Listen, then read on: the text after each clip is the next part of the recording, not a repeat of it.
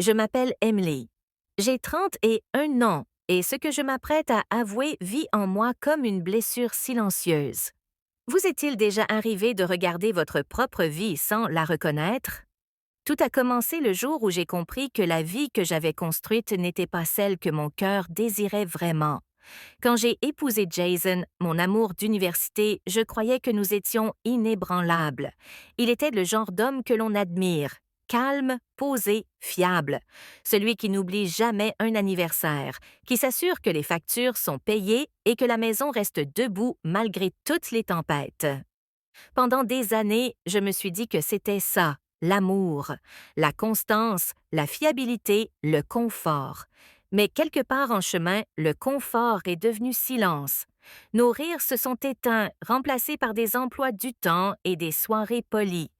J'ai essayé de me convaincre que c'était normal, que le vrai mariage parlait moins de papillons et davantage d'endurance. Mais au fond de moi, il me manquait le battement, l'élan, la sensation que l'amour pouvait encore me couper le souffle. Puis il y a eu Noah.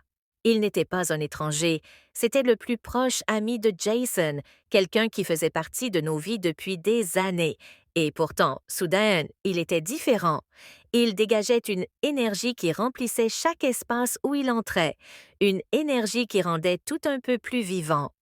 Là où Jason planifiait chaque chose à la minute près, Noah vivait à l'instinct. Et quand il me regardait, c'était comme s'il voyait la part de moi que j'avais oubliée. Tout a commencé innocemment.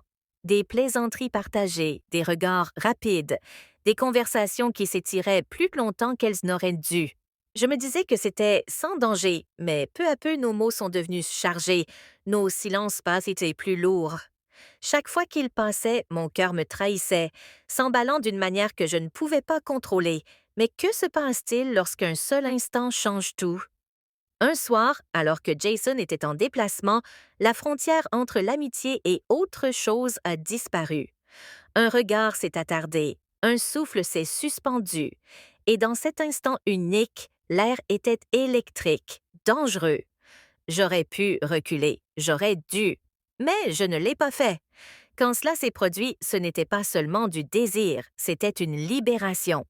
Des années de désir silencieux ont éclaté d'un seul coup. La culpabilité a été immédiate, vive.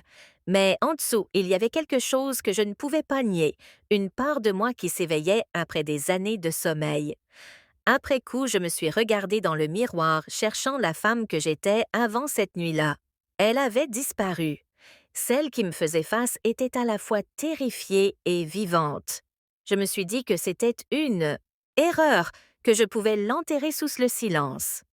Mais certains secrets refusent de rester silencieux. Jason est rentré, a embrassé mon front et m'a dit qu'il m'avait manqué. J'ai souri, faisant semblant que rien n'avait changé, alors qu'à l'intérieur, j'avais l'impression de me tenir sur du verre brisé. Chaque mot, chaque geste était une comédie. Et pourtant, Noah persistait dans mes pensées. Sa voix, son regard, le souvenir de la façon dont mon prénom sonnait quand il le prononçait. Les jours se sont fondus en semaines. J'ai essayé de prendre mes distances, de reconstruire les murs que j'avais brisés, mais les plus petites choses continuaient de les faire tomber. Un message inattendu, un bonjour échangé, la façon dont nos regards se retrouvaient dans une pièce bondée. À chaque fois, ma détermination s'effritait un peu plus. La culpabilité est devenue mon ombre. La nuit, tandis que Jason dormait à mes côtés, je revivais des moments que je n'aurais pas dû me rappeler. Mon corps restait immobile, mais mon esprit était ailleurs, pris dans une tempête dont je ne pouvais m'échapper. Puis Jason a proposé que nous partions un week-end. Juste nous deux, a-t-il dit doucement, les yeux pleins de bonté, sans se douter de rien. J'ai accepté, espérant que la distance apaiserait le chaos en moi. Ce voyage a été à la fois une grâce et une punition. Loin de tout, j'ai vu Jason tel qu'il était vraiment, un homme qui m'aimait sans condition, qui avait bâti tout son monde autour de mon bonheur. Je l'ai regardé rire près du feu, me prendre la main, et je me suis demandé comment j'avais pu perdre de vue un amour pareil. L'espace d'un instant fugace, j'ai cru pouvoir revenir pleinement vers lui, que la tempête en moi pourrait se dissiper en calme. Mais quand nous sommes rentrés, Noah était là, Un seul regard et chaque fragile parcelle de contrôle que j'avais construite s'est effondrée. La vérité m'a frappé de plein fouet. Je ne pouvais plus vivre dans deux mondes. La sécurité silencieuse de l'amour de Jason et l'attrait sauvage et dévorant du toucher de Noah ne pouvaient pas coexister. L'un détruirait l'autre et tous deux me détruisaient lentement. Aujourd'hui, chaque matin pèse plus lourd. Le sourire de Jason porte une confiance que je ne mérite plus. L'absence de Noah ressemble à une blessure qui refuse de guérir. Je traverse mes journées en faisant semblant que tout va bien, mais à l'intérieur, c'est le chaos. Une tension constante entre la culpabilité et le désir, la sécurité et l'élan. Je ne sais pas comment cette histoire se termine.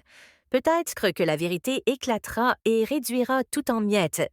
Peut-être que je la porterai en silence jusqu'à la fin de ma vie.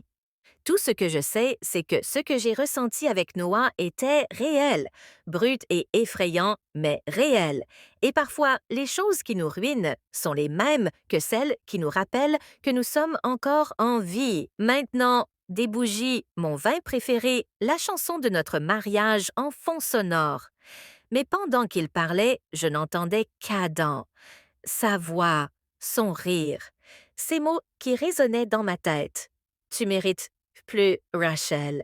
J'ai souri tout le long du dîner, faisant semblant d'être présente, alors que mon cœur était ailleurs. Plus tard, quand Michael s'est endormi à mes côtés, je suis restée à fixer le plafond. La culpabilité m'a traversée comme une tempête. C'est à ce moment-là que j'ai compris la vérité. J'avais dit oui à tout, sauf à la seule chose qui comptait vraiment, l'honnêteté. Le lendemain matin, je suis allée au travail et j'ai demandé à Adam de prendre un café à l'extérieur du bureau. Il avait l'air surpris, peut-être même nerveux. Assis l'un en face de l'autre, je lui ai dit que je ne pouvais plus vivre dans cette zone grise que nous avions créée. Tu as été gentil avec moi, ai-je dit. Tu m'as rappelé que je suis encore vivante, mais je dois retrouver ce sentiment sans toi. Il est resté silencieux un long moment, puis il a hoché la tête. Tu es plus forte que tu ne le crois, Rachel, a-t-il dit doucement, et c'est peut-être ça que tu devais découvrir depuis le début. Partir a été plus difficile que je ne l'imaginais. Le silence qui a suivi a été brutal, mais peu à peu, j'ai commencé à reconstruire. Pas seulement mon mariage, moi-même. J'ai recommencé à peindre. J'ai commencé à dire oui à de petites joies qui m'appartenaient, oui aux promenades matinales, oui au temps passé avec mes enfants, oui aux conversations avec Michael qui ne ressemblaient plus à des routines.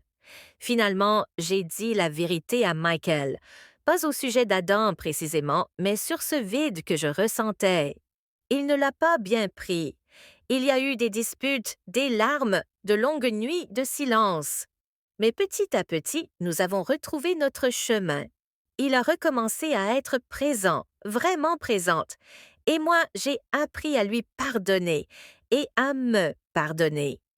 Des années plus tard, je repense encore à ce chapitre de ma vie, non pas avec des regrets, mais avec lucidité, parce que parfois, l'infidélité ne commence pas par un baiser, elle commence par l'absence, par la solitude, par le fait de dire oui à tout le monde, sauf à la personne que l'on a juré d'aimer.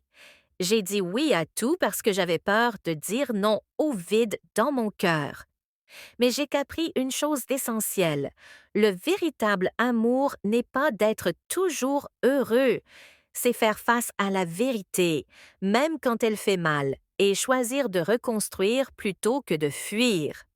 Et aujourd'hui, quand je regarde en arrière, je réalise que le mot le plus puissant dans une relation n'est pas oui. Parce que dire non aux mauvaises choses, c'est la seule façon de dire enfin oui aux bonnes. Je levai les yeux vers lui. Son regard n'était ni impatient ni exigeant. Il attendait. Pas une réponse définitive, pas une promesse, juste la vérité. Tu me fais me souvenir de qui j'étais avant d'apprendre à me faire petite, murmurai-je. Il s'approcha alors d'un pas, laissant encore un espace entre nous. Alors ne te fais plus petite. Le silence qui suivit n'était pas inconfortable. Il était plein, chargé de ce que nous n'osions pas encore nommer. Ce soir-là, nous ne nous sommes pas embrassés. Nous n'avons rien officialisé, mais lorsque sa main effleura la mienne, je ne la retirai pas. Et il ne la serra pas davantage, c'était juste assez. Les semaines ont continué ainsi, conversations profondes, rires inattendus, regards qui duraient un peu plus longtemps qu'il ne le faudrait.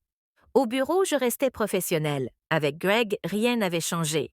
Avec Jason, tout avait changé, mais sans scandale, sans drame. Un soir, alors qu'il me raccompagnait encore une fois, il coupa le moteur et resta assis quelques secondes. Si un jour tu décides que c'est trop compliqué, je comprendrai, dit-il. Je ne veux pas être un poids. Je tournai la tête vers lui. Tu n'es pas un poids, tu es un rappel. De quoi? Je souris doucement, que je suis encore capable de ressentir. Il inspira lentement, comme si cette réponse lui suffisait. Je savais que le monde extérieur ne verrait peut-être pas cette histoire avec la même douceur que nous. Je savais que l'écart d'âge, les liens professionnels, les jugements possibles planaient au-dessus de nous comme des nuages.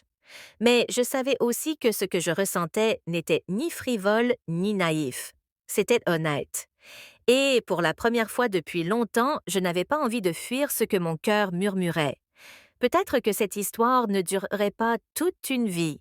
Peut-être qu'elle se transformerait, évoluerait ou s'éteindrait doucement. Mais elle m'avait déjà rendu quelque chose que je croyais perdu, la sensation d'exister dans le regard de quelqu'un.